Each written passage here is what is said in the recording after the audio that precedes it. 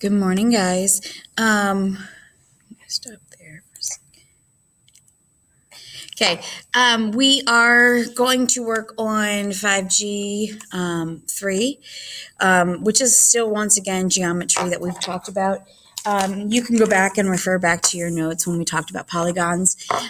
We've also talked about how a quadrilateral can be a square, or it can be a parallelogram, or it can be a trapezoid, or it can be a rhombus, or it can be a rectangle. So a quadrilateral is not always going to be a parallelogram. It's not always going to be a trapezoid.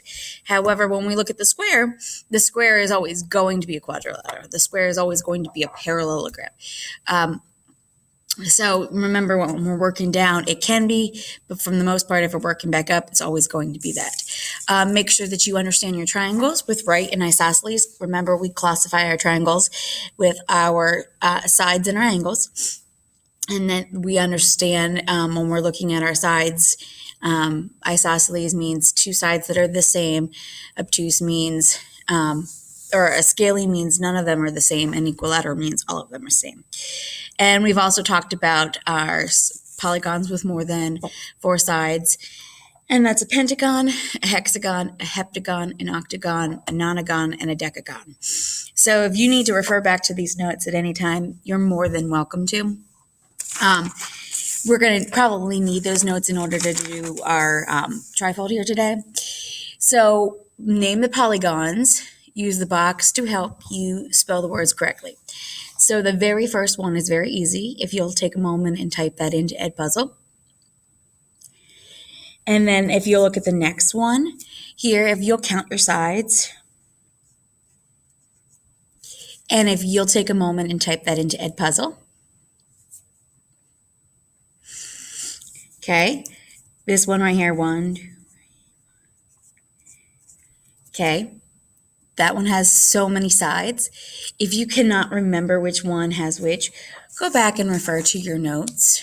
It'll tell you what it is. And if you'll take a moment and type that into Edpuzzle. Okay, count this one.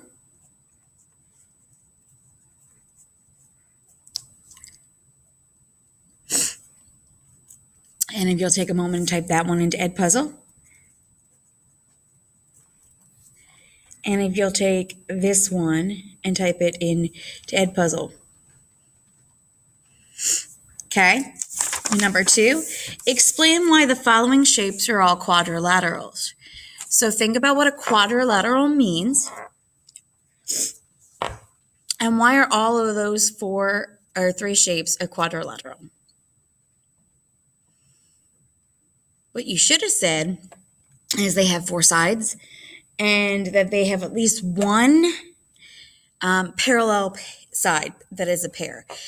So when you look at your quadrilaterals here, your parallelogram has your parallelogram has this here and this here, so they're parallel. Your trapezoid has a parallel side. Your rhombus has a parallel. Your rectangle has a parallel side. So if you'll notice, they all have at least one parallel side, and they're all 4-sided. So meaning that they all 4 sides, therefore it is a quadrilateral and a parallelogram. Not a parallelogram, sorry, quadrilateral, but they also have parallel sides. Okay, select the properties that all quadrilaterals share. All being the key word here. All qualities they share. 2 pairs of parallel sides, 4 right angles, 4 right angles. 4 angles, 4 right angles. It's a closed shape and it has 4 sides. So please take a moment and choose. What you should have chosen is, let's talk these 3. 2 pairs of parallel sides. We kind of just talked about that earlier. If they're quadrilateral, they don't have 2 sides. This one and this one's parallel, but this one right here and this one are not parallel. So they cannot have 2 pairs of parallel sides. 4 angles. Well, if they're 4-sided, they're going to have 4 angles. So 4 angles is going to be checked. 4 right angles. If you look up here, only this one has 4 right angles. Neither one of these have 4 right angles. So it doesn't have to have 4 right angles. Is it a closed shape? Well, it wouldn't be considered a polygon if it wasn't a closed shape. It has to be closed, meaning if you don't remember from 4th grade what a closed shape means, meaning that there can't be any openings. It can't be like this. That would not be a quadrilateral because this is technically not a closed shape, okay? So it is a closed shape. And a quadrilateral, the definition of a quadrilateral means it's four-sided, okay? Select the true or false compared to the statement, and then explain our thinking. All squares can be classified as rectangles. Remember our rule, all squares can be classified as rectangles.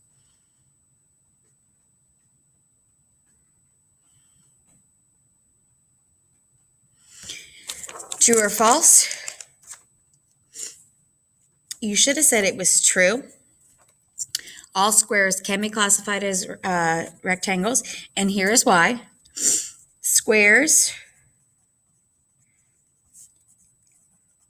have to have, not have two pairs of parallel sides and four right angles, and both square and rectangle do. Now, the only difference that you will see here is that a square has all sides are the same, where in a rectangle, all sides are not the same. However, if you look at the definition or you look at the true meaning of what a rectangle is and you look at the true meaning of what a square is, a square can be a rectangle. Because the rectangle doesn't say that all sides have to be the same, or doesn't say two sides have to be longer. It has to have two parallel sides and four right angles. That's the only rule in the rule book for a rectangle. And therefore, the only thing that's separating a square from a rectangle is equal sides. But they have everything that they need to have. Okay? Select the statements that are true about a rectangle. Okay? A rectangle has two pairs of parallel sides. B, the opposite sides of a rectangle are of equal length. A rectangle has two obtuse and two acute angles. And a rectangle is a four-sided polygon. So if you'll take a moment and select all the things that are true about a rectangle, please. Okay? If we'll turn back to number 6, and it says, draw a trapezoid with exactly two right angles. Label the right angles. Draw a trapezoid with exactly two right angles.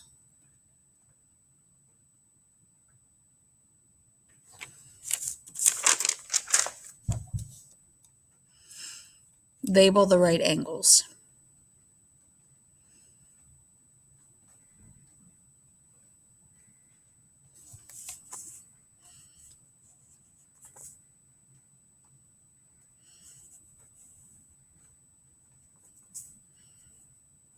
This would be the case for the trapezoid if it had to be with two right angles, but for the most part, you're not going to see a trapezoid like that. And there's where your two right angles would come into place. Draw a parallelogram with no right angles. Label the angles. Well, think about what a parallelogram looks like. You go over here and you copy your notes. Remember, it has to have two parallel sides, no right angles. But by putting it on a slant, you're going to end up having your parallelogram. Now, when you get to middle school, or I think it's like 10th grade, you might learn this. I'm not quite sure, depending on which math class you end up taking. What you're going to end up finding about your angles here is this angle here and this angle here are congruent, meaning they are the same. And then this angle here and this angle here are the same. They have supplementary and complementary angles that you'll get to when you get into upper grades. And basically, if I were to draw an X here, this one right here, and this one right here, they would be the exact same angles. Where if I do this one over here and this one over here, they would be the exact same angles. To them, they are complementary. Supplementary here means that this angle right here and this angle right here adding together equal 180 because 180 is a straight line. That's just, I'm just kind of showing you what you're going to start seeing in the next couple of years.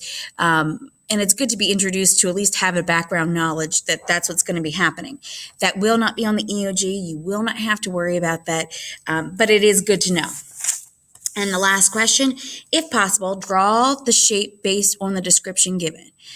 Write impossible in the box if it cannot be done. Draw a trapezoid that is a parallelogram.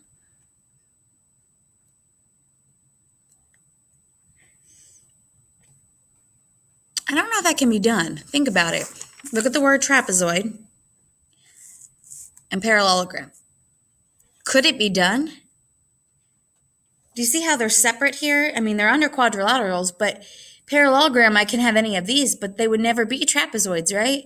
Because you only need one side that's a parallel lines. The definition of a trapezoid is basically that this line and this line are not congruent. So this is going to be impossible to be done. Okay? Select the shapes that are parallelograms. So take a moment and you're going to see 1, 2, 3, 4. So if you'll take a moment and select 4 of the shapes that are parallelograms. Thank you. Make sure you have recorded all of your notes.